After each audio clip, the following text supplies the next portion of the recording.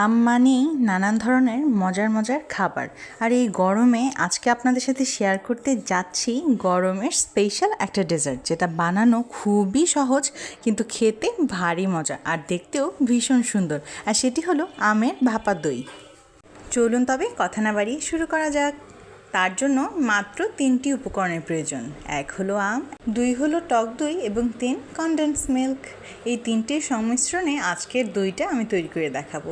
তার জন্য প্রথমেই একটা পাতলা সুতির কাপড় নিয়ে নিলাম এবং এর মধ্যে আমি পুরো দইটা ঢেলে দিলাম। এখানে হাফ কেজি টক দই আছে এবং এর থেকে প্রথমেই পানিটাকে খুব ভালোভাবে ঝরিয়ে নিতে হবে। পানি ঝরিয়ে নেওয়ার পর কিন্তু দেখা যাবে দইটা অনেকটা কমে যাবে। এই দইটা বানানোর মেন জিনিসই হলো এই দইটার জন্য টক দইটাকে হতে হবে একেবারেই শুকনো, তার মানে কোনো ধরনের পানি থাকা যাবে না। বাইরে থেকে কিনে আনা টক দইগুলোতে দেখা যায় বেশিরভাগ সময় অনেকখানি পানি থাকে। আপনারা একটু পরেই দেখতে পারবেন যে কতটুকু পানি ছিল একটুখানি দইয়ের মধ্যে। তারপরে খুব ভালোভাবে পানিটাকে ঝরিয়ে নিয়ে আমি একটা স্ট্রেনারের মধ্যে এটাকে রেখে দিব 2 ঘন্টার জন্য।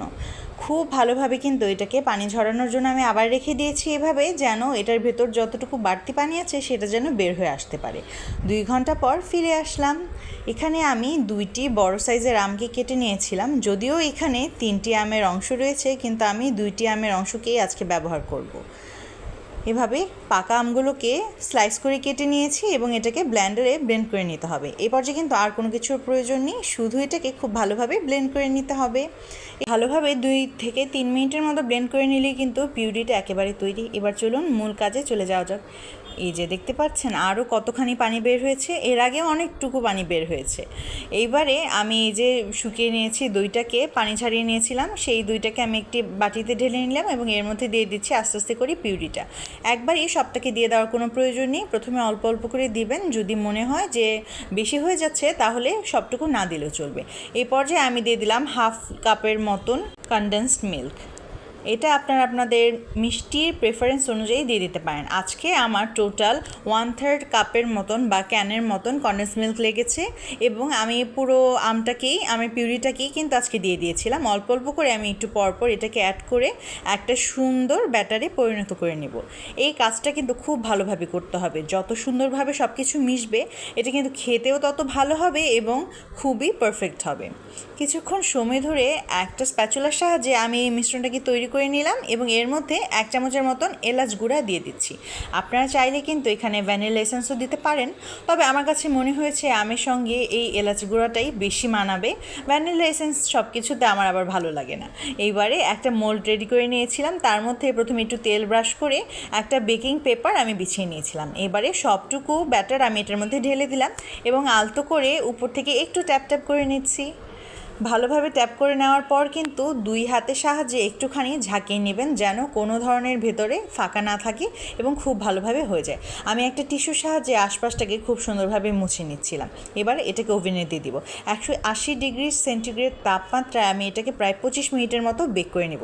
আপনারা চাইলে কিন্তু চুলায়ও এইটাকে করে নিতে পারেন। যেহেতু ভাপা দই, তার মানে হচ্ছে ভাপেই করা লাগবে। চুলাতেও করতে পারেন, আবার ওভেনেও করে নিতে পারেন। থেকে কিন্তু আমার দইটা নেমে গিয়েছে। এরপরে আমি 2 ঘন্টা থেকে 3 ঘন্টার মতো এটাকে বাইরে রেখেছিলাম নর্মাল টেম্পারেচারে আসার জন্য। তারপর নর্মাল টেম্পারেচারে আসার পর 7 থেকে 8 ঘন্টার জন্য আমি ফ্রিজে রেখে দিয়েছিলাম। এরপর ফ্রিজ থেকে বের করে আমি একটা প্লেটে এটাকে সাজিয়ে নেব।